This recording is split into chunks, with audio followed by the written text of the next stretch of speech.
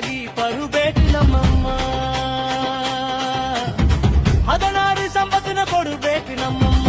ದೇವಾಂಗ ಕುಲದಾಗಿ ಉತ್ತಾರಕ್ಕೆ ಬರುಬೇಕು. ಅಮ್ಮ ನಮ್ಮಮ್ಮ ಬರುಬೇಕು ನಮ್ಮಮ್ಮ. ಅಮ್ಮ ನಮ್ಮಮ್ಮ ಬರುಬೇಕು ನಮ್ಮಮ್ಮ. ಏಂಬಡಿ ತಾಳದಲ್ಲಿ ಬರುಬೇಕು ನಮ್ಮಮ್ಮ. 100 ವರುಷ ಹಬ್ಬದಲ್ಲಿ ಬರುಬೇಕು ನಮ್ಮಮ್ಮ.